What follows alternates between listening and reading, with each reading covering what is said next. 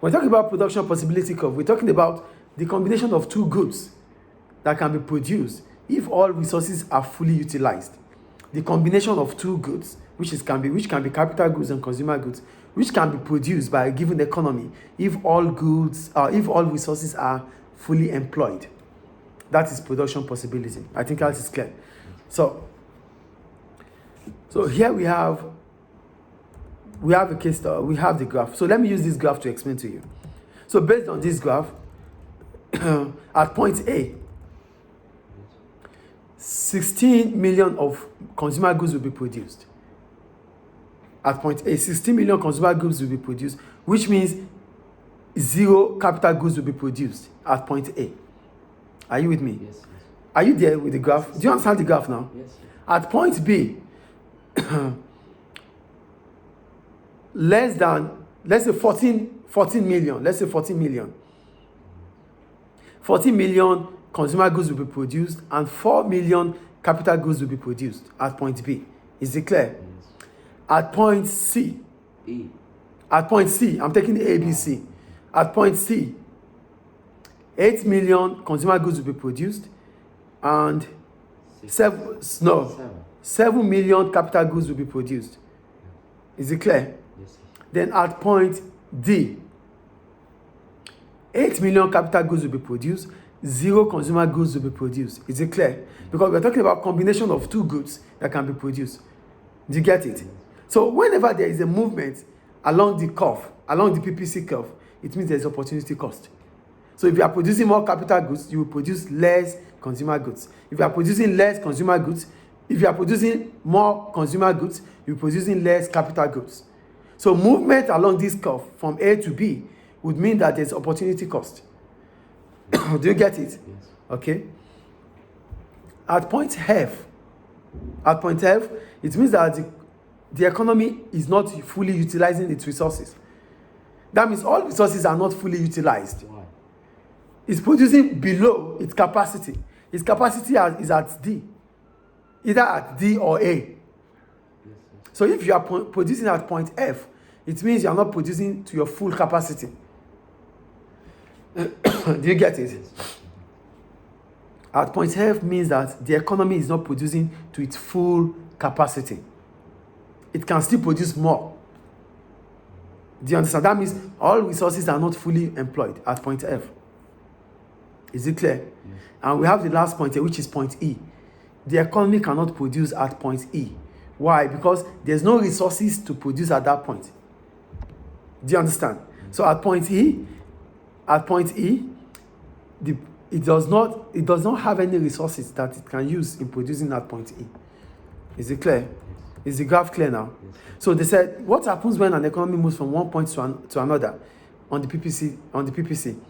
Movement along the PPC curve means that there is always what? An opportunity cost. Is it clear? Yes.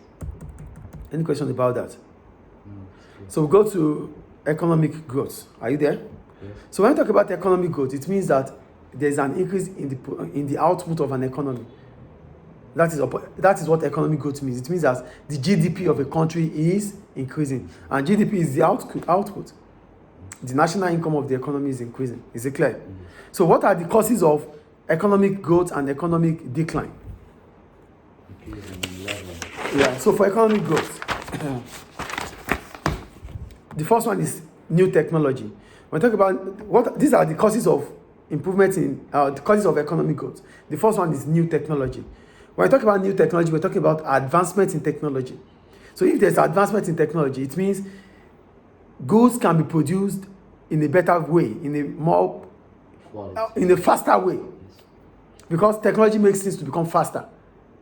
With technology, things become faster, yes or no? Yes. So because things can become done faster, that means technology will help to increase output in a faster rate. And also it will increase or improve, it will increase the reliability because people will be reliable. Technology is reliable. You can trust it that it will produce at a faster rate. And when it is done at a faster rate, output will increase, GDP will increase. That's the first point. The second point, improved efficiency. When we talk about efficiency, we're talking about how production is being done, the production method. So if your production method, like you use continuous improvement or like casing, whatever production method you use that is efficient, it will allow you to produce more goods or more services with less resources. Get the point here? There's always economic growth if there is efficiency. Efficiency means you are not wasting resources. You are producing more with less resources. That would increase economic growth. Is it clear? The third point is education and training. Education and training will improve your skills and knowledge. And if your skills and knowledge will increases, productivity will increase. Economic growth will increase. Is it clear? And the last point here is about new resources. When new resources are discovered, that means the country can produce more goods or services. Yes or no? So that will also increase the economic growth. So all these things will shift your PPC curve outward from PPC 1 to PPC 2. Do you get it? So for your PPC to shift outward, you have to there has to be new technology or advancement in technology. There has to be education and training. There has to be efficiency, and there has to be new resources. Is it clear? Yes. Any question about that? So we have the multiple choice question. The first one, it said, which of the following questions is associated with the basic economic problem? Can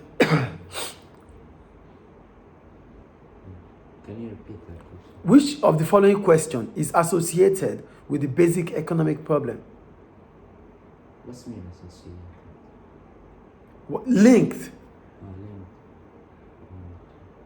We have three economic problems or questions, right? Yes. So which one is the right one? D. No, it is C. What to produce. There's just like when we have what to produce, how to produce, for whom to produce to. Yes. So it is C. What to produce is the only one here that is right. Is it clear? Yes. The second question says, which of the following might be considered a need rather than a want? Shelter. Shelter. Thank you. So that ends the chapter there. Yes. Do you want us to do the third case study or it doesn't need? No, it doesn't. Okay. So that ends chapter 1.